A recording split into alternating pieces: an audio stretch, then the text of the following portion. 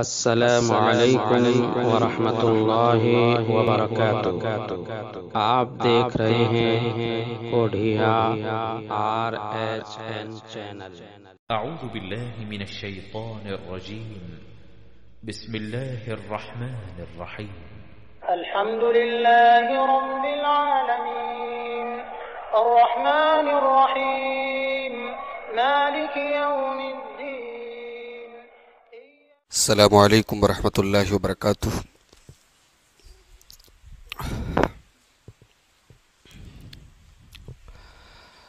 الحمد للہ نحمده ونستعینه ونستغفره ونعوذ باللہ من شرور انفسنا ومن سیئات اعمالنا، من يهده الله فلا مضل له ومن يضلل فلا هادي له، واشهد ان لا اله الا الله وحده لا شريك له، واشهد ان محمدا عبده ورسوله۔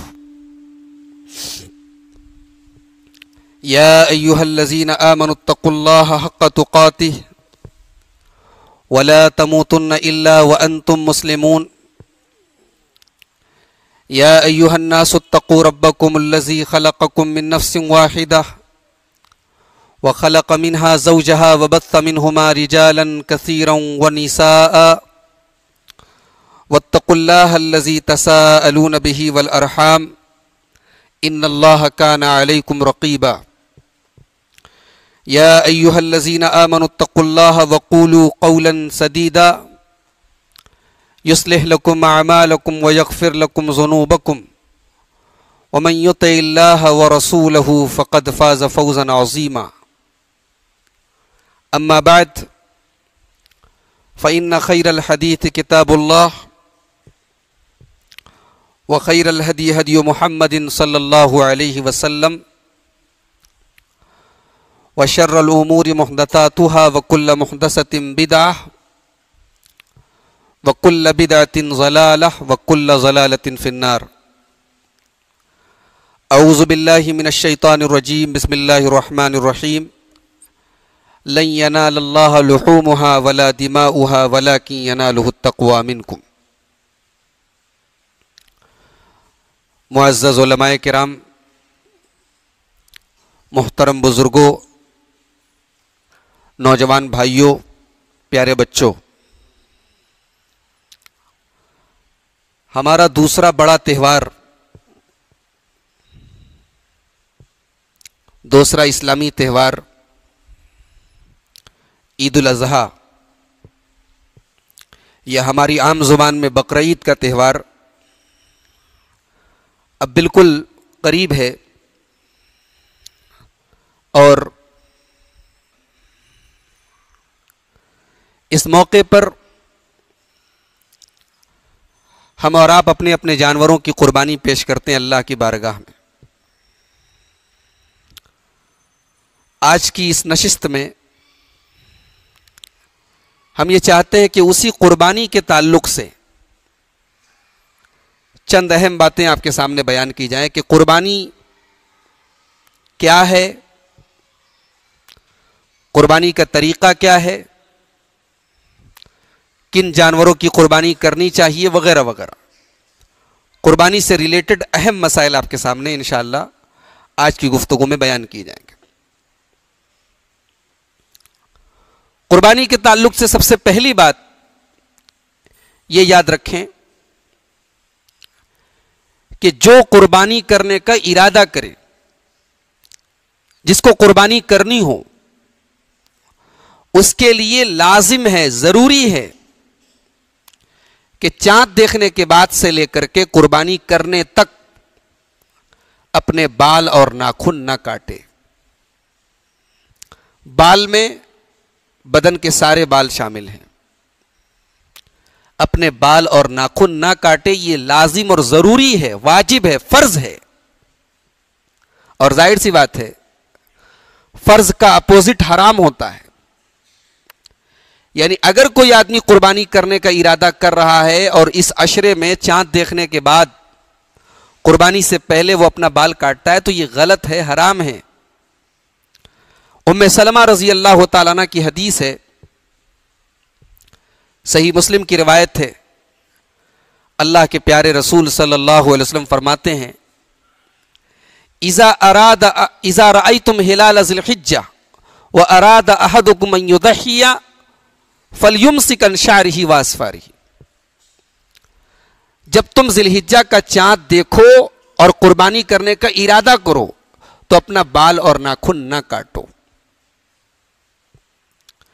ایک سوال یہ پیدا ہوتا ہے کہ اگر کوئی کاٹ لے تو قربانی ہوگی کہ نہیں ہوگی؟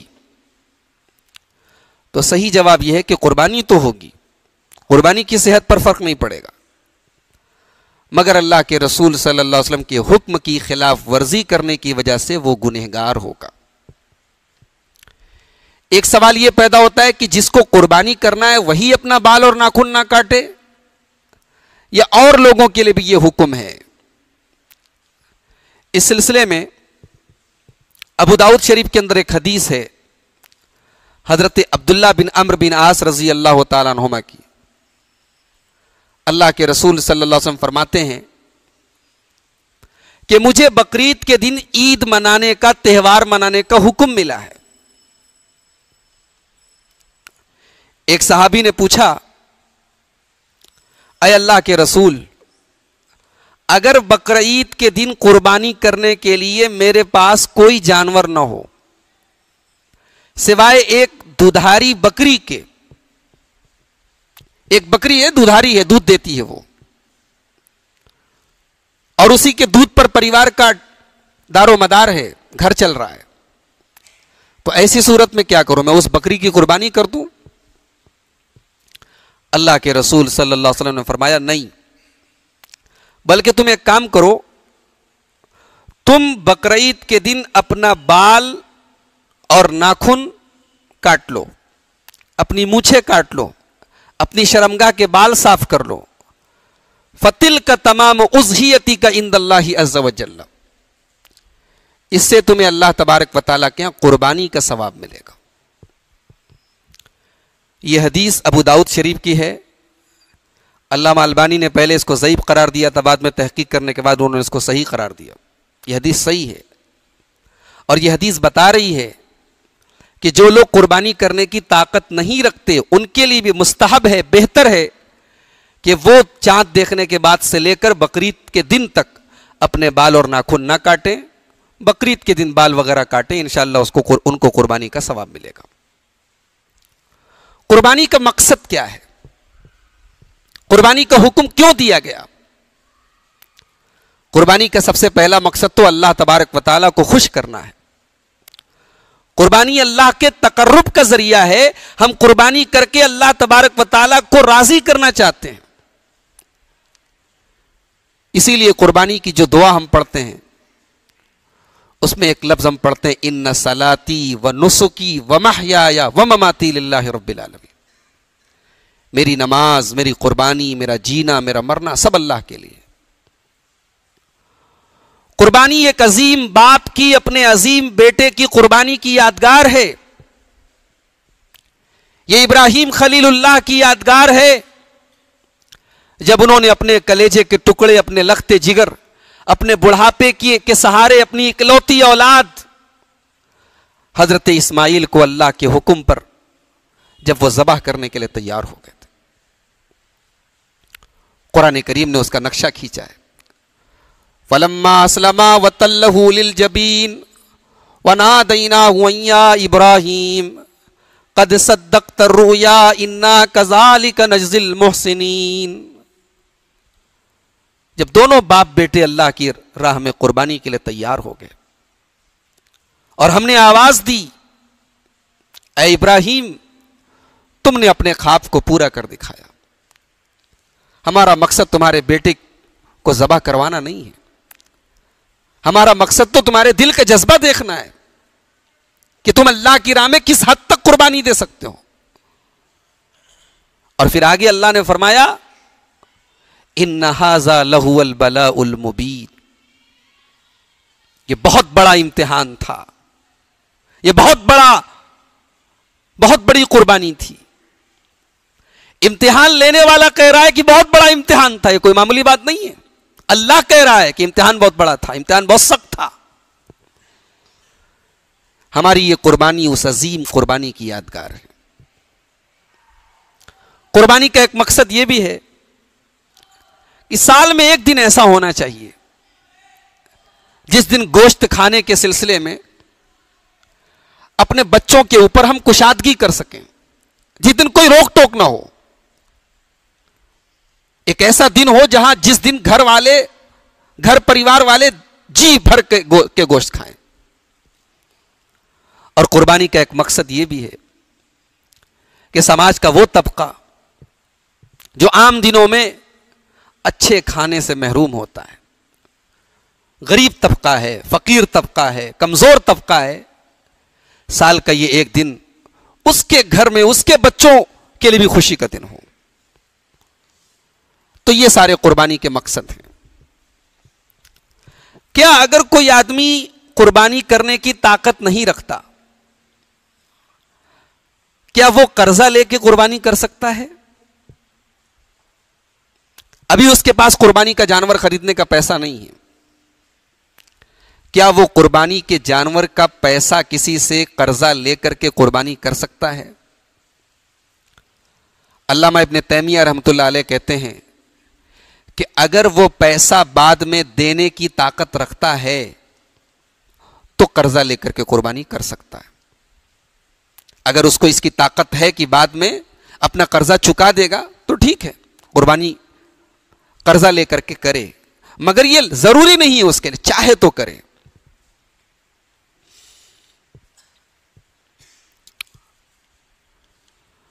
قربانی کے جانور کو موٹا تازہ کرنا کیسا ہے؟ اس سلسلے میں ایک روایت ملتی ہے, استفرحوا ضحایاکم فانھا مطایاکم علی الصراط. اپنی قربانی کے جانوروں کو موٹا کرو, وہ قیامت کے دن پل صراط پر سواری کا کام کریں گے. مگر یہ روایت سخت ضعیف ہے, یہ روایت صحیح نہیں ہے.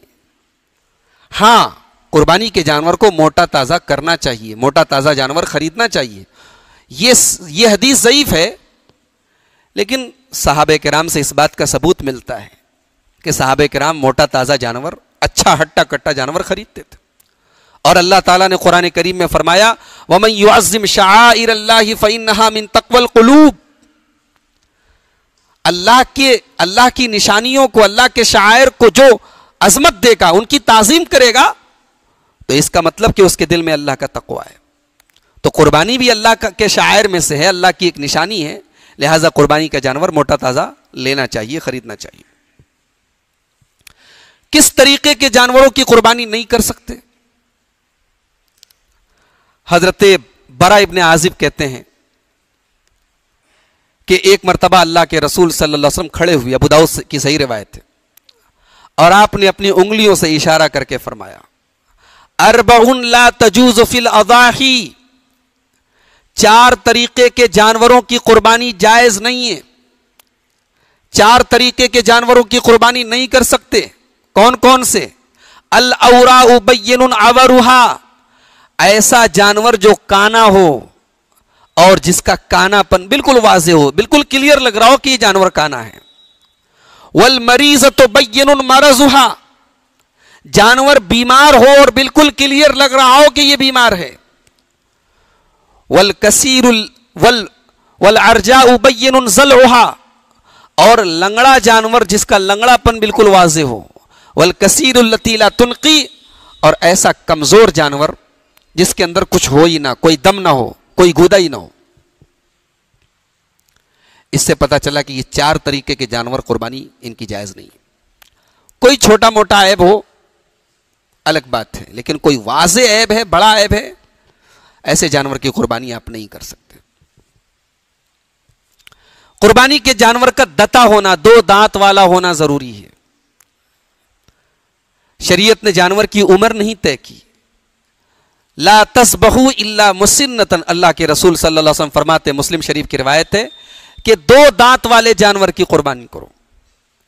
یہ ایک ایسی پہچان ہے کہ بچے کو بھی آپ بھیج دیں جانور کی مارکیٹ میں تو وہ صحیح جانور لے کر آئے گا. ورنہ جانور بیچنے والے جانور رہے گا 6 مہینے کا وہ بتائیں گے 1 سال کا, ان کی بات کا تھوڑی بھروسہ ہوتا ہے. تو شریعت نے عمر نہیں بتائی, شریعت نے پہچان بتا دی کہ جانور کا 2 دانت والا ہونا ضروری ہے. آگے اللہ کے رسول نے فرمایا اگر 2 دانت والا جانور ملنا مشکل ہو جائے تو 2 دانت سے کم کا بھیڑ کا بچہ آپ قربانی کر سکتے ہیں. دوسری حدیثوں سے پتہ چلتا ہے کہ بھیڑ کا بچہ جو ہوتا ہے, بھیڑا کا بچہ اگر وہ 1 سال کا ہو چکا ہے, اگرچہ اس کو 2 دانت نہ ہو, اس کی قربانی کر سکتے ہیں. اس کی قربانی کبھی بھی کر سکتے ہیں, جائز ہے. اس کے لیے 2 دانت کا ہونا شرط نہیں ہے, ضروری نہیں ہے بھیڑا کے بچے کے لیے. قربانی کس کس جانور کی کر سکتے ہیں؟ اللہ تعالیٰ نے سورہ انعام کے اندر 8 جانوروں کا نام لیا ہے. 8 جانور ایسے ہیں جن کی قربانی ہم کر سکتے ہیں. کون کون سے ہیں؟ بکری بکرا, بھیڑا بھیڑی, گائے بیل, اونٹ اونٹنی. بھیڑا بھیڑی میں دمبا دمبی بھی شامل ہیں. اب یہاں پر ایک سوال ہوتا ہے کہ ہمارے یہاں بھینس کی قربانی عام طور سے ہوتی ہے, کیا بھینس بھی ان جانوروں میں شامل ہے؟ بھینس کو بعض علماء نے گائے کی جنس سے مانا ہے کہ بھینس گائے کی ہی ایک قسم ہے, لیکن ہم جانتے ہیں, تجربہ یہ بتاتا ہے, مشاہدہ یہ بتاتا ہے کہ گائے الگ ہے, بھینس الگ ہے. دونوں کا گوشت الگ ہے, دونوں کا دودھ الگ ہے, دونوں کا مزاج الگ ہے, بالکل دونوں الگ نسل ہے. لیکن بہت سارے علماء نے گائے کی جنس میں سے بھینس کو مانا ہے. اس لیے ہم بھینس کی قربانی کو ناجائز نہیں کہتے, لیکن ہم یہ کہتے ہیں کہ قربانی ایک عبادت ہے, اور عبادت توقیفی ہوتی ہے. عبادت میں اتنا ہی کیا جاتا ہے جتنا قرآن و حدیث سے ثابت ہو. تو چونکہ اللہ کے رسول صلی اللہ علیہ وسلم نے, صحابہ کرام نے کبھی بھی بھینس کی قربانی نہیں کی, اس لیے انہی 8 جانوروں پر اکتفا کرنا چاہیے جن کا ذکر قرآن و حدیث میں ملتا ہے. کیا گابھن جانور کی قربانی کر سکتے ہیں؟ ہمارے یہاں بہت عیب مانا جاتا ہے. ٹھیک ہے, اگر آپ کی طبیعت نہیں چاہتی آپ نہ کریں, مگر یہ حرام نہیں ہے. گابھن جانور کی قربانی ہو سکتی ہے, حرام نہیں ہے. آپ نہ کریں, آپ کی طبیعت اور مزاج کی بات ہے. شرعی مسئلے کی اگر آپ بات کریں, حدیث کی روح سے, حدیث کی روشنی میں جائز ہے.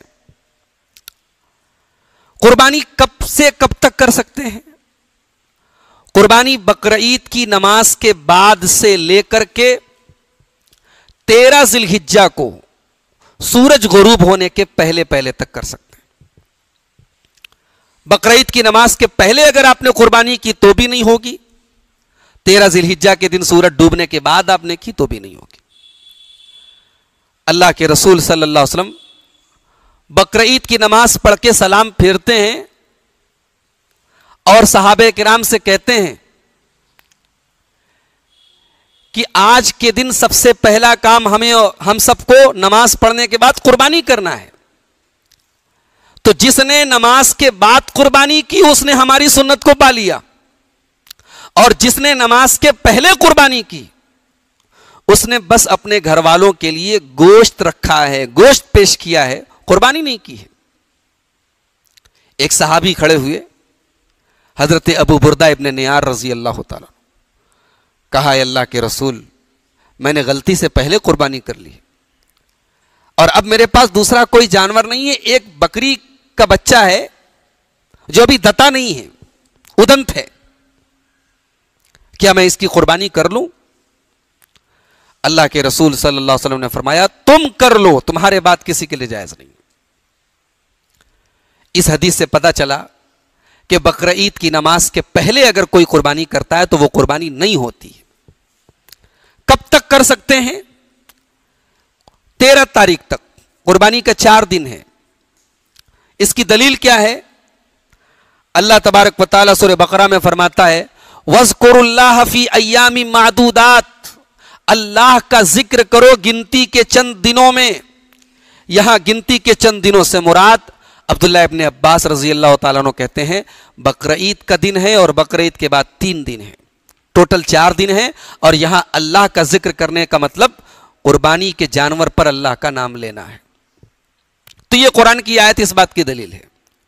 اس کے علاوہ سنن کبریٰ بیہقی کی ایک حدیث ہے، اللہ کے پیارے نبی فرماتے ہیں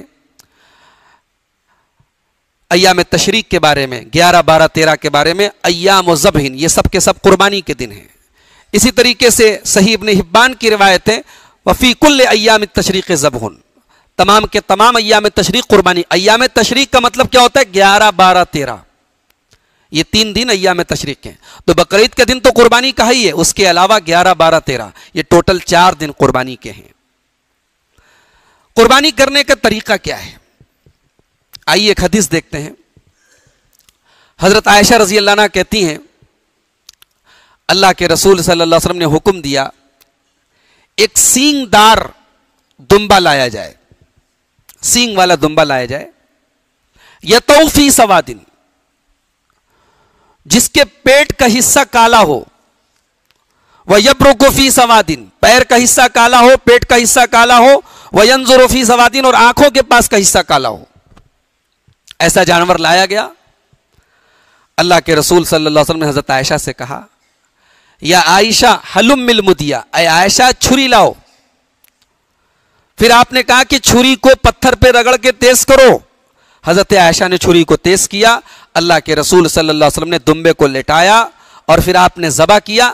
ذبح کرتے وقت آپ نے یہ دعا پڑھی بسم اللہ اللہم تقبل من محمد و آل محمد و من امت محمد، اے اللہ تیرے نام سے یہ قربانی کر رہا ہوں، اس قربانی کو محمد صلی اللہ علیہ وسلم کی طرف سے، میری آل کی طرف سے، میری امت کی طرف سے قبول فرما۔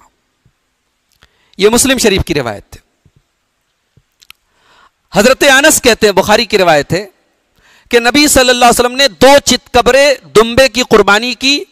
میں نے دیکھا کہ آپ نے اس کے پہلو پر اپنا پیر رکھا اور بسم اللہ اللہ اکبر پڑھ کے آپ نے اپنے ہاتھ سے قربانی کی۔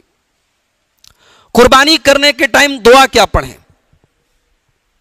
ابو داؤد کی حدیث ہے، حضرت جابر رضی اللہ تعالیٰ عنہ کہتے ہیں کہ اللہ کے نبی صلی اللہ علیہ وسلم نے 2 دمبے کی قربانی کی۔ یہ دونوں دمبے جو تھے چتکبرے تھے اور کھسی کیے ہوئے تھے، کھسی کیے ہوئے دونوں دمبے تھے۔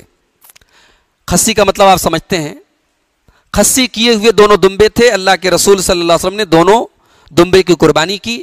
دونوں کا رخ آپ نے قبلہ کی طرف کیا اور آپ نے یہ دعا پڑھی انی وجہت وجہی للذی فطر السماوات والارض حنیفا علی ملت ابراہیم حنیفا وما انا من المشرقین ان صلاتی ونسکی ومحیای ومماتی للہ رب العالمین لا شریک لہ وبذالک امرت وانا من المسلمین اللہم منک ولک۔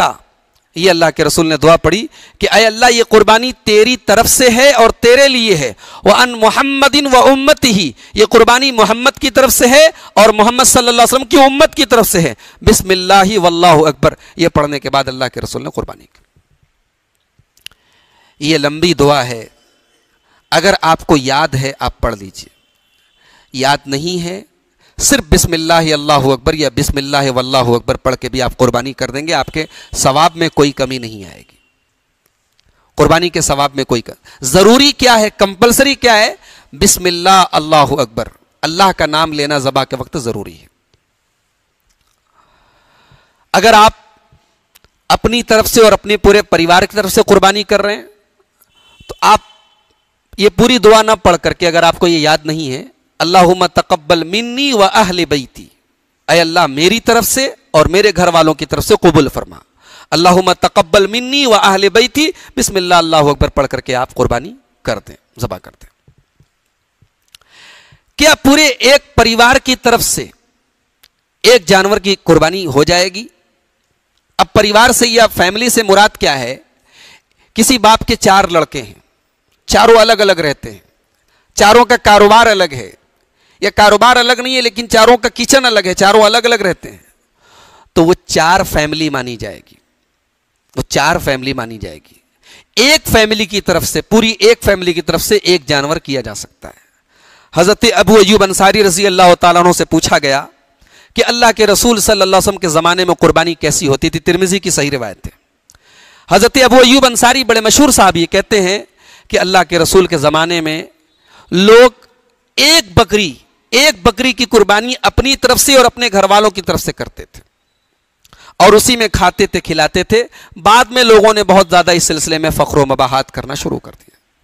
تو قربانی میں ریاکاری نہیں ہونی چاہیے, نمائش نہیں ہونی چاہیے, دکھاوا نہیں ہونی چاہیے. قربانی کا مقصد اللہ کو راضی کرنا ہے. میں 50 جانور لایا, میں 40 جانور لایا, بہت سارے لوگ اس کو فخریہ بیان کرتے ہیں. غلط ہے میرے پیارے بھائیو. ہماری قربانی کا جو گوشت ہوتا ہے وہ ہم کھاتے ہیں. خون تو نالی میں بہہ جاتا ہے, ساری چیزیں ہم کھاتے ہیں اور کہتے ہیں قربانی اللہ کے لیے کر رہے ہیں. حقیقت میں اللہ کے لیے قربانی جو ہم کرتے ہیں نا, وہ جانور کا کوئی سامان اللہ کے نہیں پہنچتا ہے, وہ ہمارے دل کا تقوی اللہ کے یہاں پہنچتا ہے. اللہ نے سورہ حج میں فرمایا لن ینال اللہ لحومها ولا دماؤها ولکن ینالہ التقوی منکم. تمہاری قربانی کا گوشت, تمہاری قربانی کا خون اللہ کے یہاں نہیں پہنچتا ہے, بلکہ اللہ کے یہاں تمہارے دل کا تقوی پہنچتا ہے. قربانی کرنے کے ٹائم جانور کو بہت تکلیف کے ساتھ ذبح کرنا صحیح نہیں ہے. اسی لیے ہماری شریعت کہتی ہے کہ پہلے چھری کو تیز کر لو, اور چھری کو غیر مسلم ہے اپنے عبادت خانے میں جانوروں کی بلی چڑھا رہا ہے, چھوٹے چھوٹے بکری کے بچے, اور اتنی بے دردی سے ان کو اوپر سے مار کے ان کی گردن الگ کر رہا ہے کہ دیکھ کے آدمی کا دل کانپ جاتا ہے. جب میں نے وہ ویڈیو دیکھا تو میرے دل سے یہ آواز آئی کہ اللہ تیرا شکر ہے کہ تو نے اسلام جیسی نعمت سے ہمیں نوازا ہے. ہمارے یہاں ایک جانور کو اگر ذبح کرنے کا طریقہ بھی سکھایا گیا تو اس کے اندر بھی انسانیت کی تعلیم دی گئی, اس کے اندر بھی جانوروں کی طرح مارنے اور کاٹنے کا حکم نہیں دیا گیا. ابھی میں بتاؤں گا کہ جانور کو جب ہم ذبح کرتے ہیں تو جو طریقہ شریعت نے بتایا وہ سب سے بہترین طریقہ, اور یہ میں نہیں کہہ رہا ہوں, یہ دنیا کے بڑے بڑے ڈاکٹر کہہ رہے ہیں.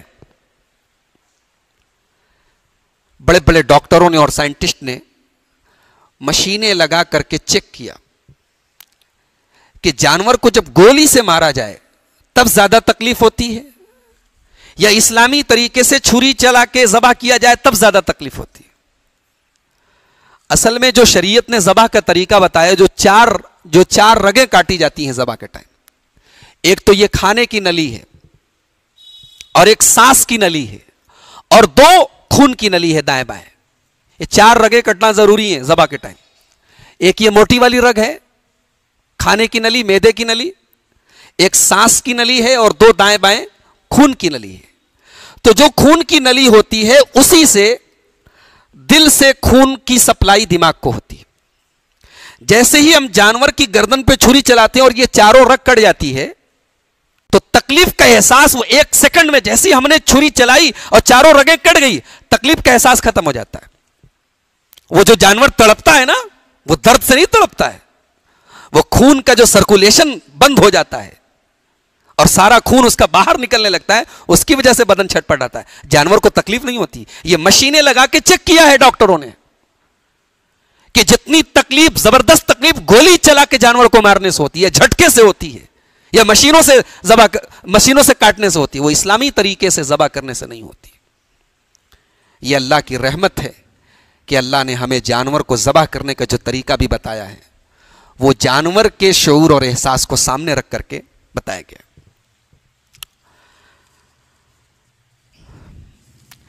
قربانی کرنے کے بعد قربانی کے گوشت کو کیا کرنا چاہیے؟ بعض لوگ کہتے ہیں کہ 3 حصے میں بانٹ دینا چاہیے. ایک حصہ خود کھانا چاہیے, ایک رشتہ داروں کو دینا چاہیے, اور ایک غریبوں کو بانٹنا چاہیے. ایسی کوئی قید نہیں ہے, ایسی کوئی قید نہیں ہے کہ آپ قربانی کے 3 حصے کریں. اللہ کے رسول صلی اللہ علیہ وسلم فرماتے ہیں کلو و تصدقو و تخرو, کھاؤ, صدقہ کرو اور ذخیرہ کرو. آپ نے عام اجازت دی ہے. اگر آپ قربانی کا پورا گوشت اکیلے کھا جائیں, آپ کا معدہ اتنا مضبوط ہو کہ آپ پورا بکرا اکیلے کھا جائیں تب بھی شرعی طور پر حرام نہیں کہا جائے گا, مگر یہ قربانی کے مقصد کے خلاف ہے. آپ قربانی کریں اپنے پڑوس کا, اپنے ان رشتہ داروں کا جہاں قربانی نہیں ہوئی ہے. ہمارے یہ بھی بڑا مسئلہ ہے کہ قربانی کرنے کے بعد ہم یہ دیکھتے کہاں سے گوشت آیا وہی گوشت بھجوائیں گے. اچھا فلاں جگہ سے نہیں آیا, ارے اس نے نہیں بھیجا تو ہم کیوں بھیجیں. یہ جو ادلا بدلی کا کھیل ہے نا, اس کو بند کر دیجیے. قربانی ادلا بدلی کرنے کے لیے نہیں ہے. قربانی میں ان لوگوں کا خاص طور سے خیال رکھیے جو استطاعت کی نہ ہونے کی وجہ سے قربانی نہیں کر سکے. اپنے رشتہ دار میں, اپنے پڑوس میں بھائی ظاہر سی بات ہے, جو قربانی کر نہیں سکا وہ گوشت کہاں سے بھجوائے گا دوسرے کے یہاں, تو اس کے یہاں اس کا زیادہ حق ہے. تو قربانی کے گوشت کے سلسلے میں ایسی کوئی قید نہیں ہے. آپ کھائیے بھی, غریبوں کو بھی کھلائیے, رشتہ داروں کو بھی دعوت دیجیے, تمام چیزیں جائز ہیں. کیا قربانی کا گوشت غیر مسلم کو دے سکتے ہیں؟ دے سکتے ہیں. ایسی کوئی دلیل موجود نہیں ہے کہ آپ غیر مسلم کو قربانی کا گوشت نہیں دے سکتے. اللہ تعالیٰ نے قرآن کریم کے 28ویں پارے میں فرمایا, لا ينهاكم الله عن الذين لم يقاتلوكم في الدين ولم يخرجوكم من دياركم ان تبروهم. تم اگر غیر مسلموں کے ساتھ بھلائی کرو, اللہ منع نہیں کرتا ہے. اگر وہ تم سے دشمنی نہیں کرتے, وہ تمہارے گھر سے تمہیں نہیں نکالتے, تمہارے ساتھ لڑائی نہیں کرتے, تو تم ان کے ساتھ بھلائی کرو, تحفہ تحائف دو, اسلام میں منع نہیں ہے. مگر کسی غیر مسلم کے بارے میں اگر یہ پتا ہو کہ وہ گوشت کھا کے شراب پیتا ہے, ایسے غیر مسلم کو آپ گوشت نہیں دیں گے. وَلَا تَعَاوَنُوا عَلَى الْإِثْمِ وَالْعُدْوَانِ. برائی کے کام میں ہمیں کسی کا سپورٹ نہیں کرنا ہے. کسی کے بارے میں اگر شک بھی ہو کہ یہ شراب پیے گا, اس کو مت دیجیے, حکمت کے ساتھ ٹال دیجیے. قربانی کے چمڑے کا کیا کریں؟ قربانی کے چمڑے کی جو بھی قیمت ہے صدقہ کر دیجیے. قربانی کے چمڑے کو بیچ کر کے اگر آپ اپنے استعمال میں لے آئے, آپ کی قربانی اللہ کے یہاں قبول نہیں ہوگی. اللہ کے رسول کی صحیح حدیث ہے, من باع جلد اضحیتہ فلا اضحیۃ لہ. جو قربانی کا چمڑا بیچ کے خود استعمال کرے, اس کی قربانی نہیں ہوتی. اسی طریقے سے جو قصائی ہوتا ہے, قصائی کو اجرت میں گوشت اور چمڑا نہیں دے سکتے آپ. حضرت علی رضی اللہ تعالیٰ عنہ کی حدیث ہے, کہتے ہیں اللہ کے رسول نے منع کیا کہ قربانی کے گوشت کا کوئی بھی حصہ میں قصائی کو, قصاب کو بطور اجرت نہ دوں. ہاں قصائی کو آپ نے اجرت دے دی, اب آپ الگ سے اپنی طرف سے کچھ گوشت دینا چاہیں دے سکتے, مگر اس کی وجہ سے اجرت میں کوئی کمی مت کیجیے, مزدوری میں کوئی کمی مت کیجیے. کیا میت کی طرف سے قربانی کر سکتے ہیں؟ ابا کا انتقال ہو گیا, دادا کا انتقال ہو گیا, کیا ان کی طرف سے ہم قربانی کر سکتے ہیں؟ دیکھیے صحابہ کرام ہم سے زیادہ نیکی کے معاملے میں آگے آگے رہتے تھے. ہم لوگ تو بہت پیچھے ہیں. صحابہ کرام نیکی کے معاملے میں بہت آگے رہتے تھے. صحابہ کرام کے رشتہ دار بھی مرتے تھے, ان کے ماں باپ بھی مرتے تھے, ان کے بھائی بہن بھی مرتے تھے. ایک بھی صحابی سے ایسا ثبوت نہیں ملتا کہ کسی میت کی طرف سے الگ سے قربانی کی ہو. آپ اپنی قربانی میں یہ نیت کر لیں کہ اے اللہ اس قربانی کو میری طرف سے, میرے پورے گھر والوں کی طرف سے اور میرے مرحوم ابا جان کی طرف سے قبول فرما. کافی ہے. آپ اپنے میت رشتہ دار کو شامل کر سکتے ہیں. الگ سے آپ کسی میت کی طرف سے ایک جانور لائیں کہ یہ ابا کے نام کا جانور ہے, یہ دادا کے نام کا جانور ہے. کہیں کہیں تو اللہ کے رسول کے نام سے بھی قربانی ہوتی کہ نہیں ہوتی؟ یہ سب غلط ہے. یہ دین میں نیا کام ہے.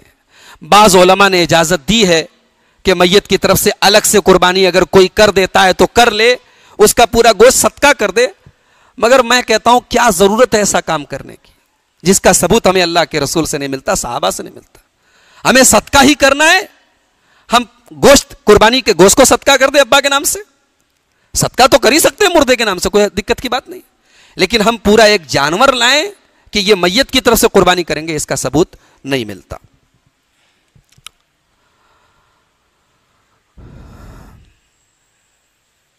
کیا قربانی کے جانور کا کوئی حصہ ایسا بھی ہے جو نہیں کھانا چاہیے؟ آج کل انٹرنیٹ پر ایک حدیث بہت گھوم رہی ہے.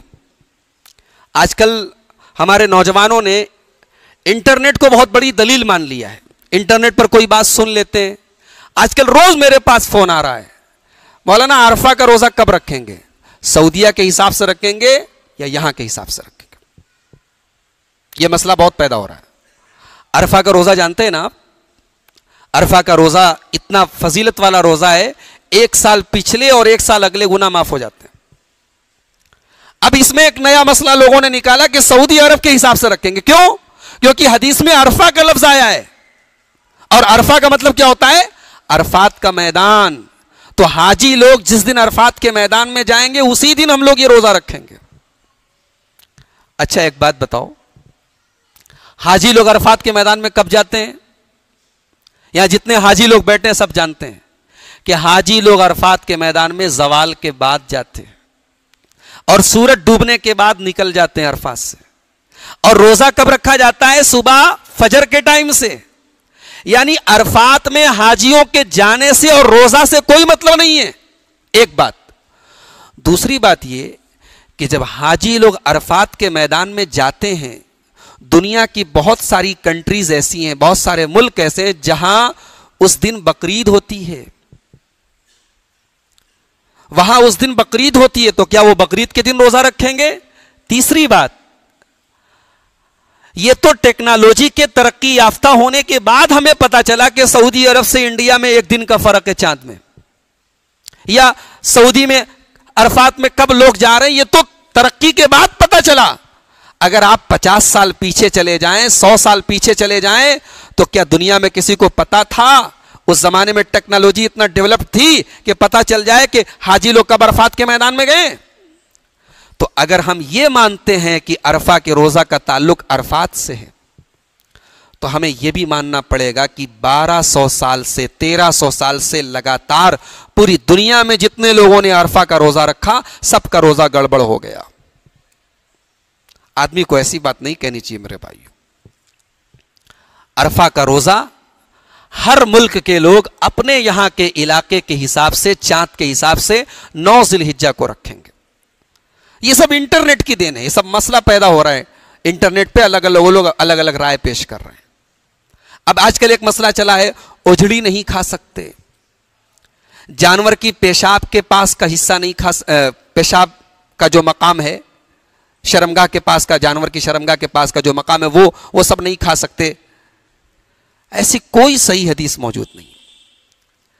بہتا ہوا خون جو ہے جانور کا، اس کے علاوہ بدن کا، اس کی کھال کو چھوڑ کر کے بدن کا تمام حصہ جو آپ کھا سکتے ہیں کھا لیجیے۔ اسلام کے اندر، شریعت کے اندر کہیں کوئی منائی موجود نہیں ہے۔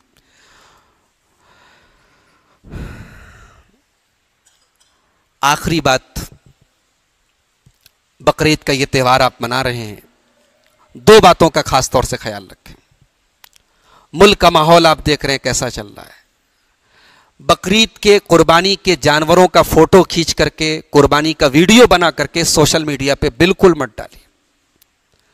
ہر آدمی کا فیس بک اکاؤنٹ، ہر آدمی کا واٹس ایپ اکاؤنٹ آج ٹریک ہو رہا ہے۔ ہر آدمی کی پروفائل پر حکومت کی نظر ہے۔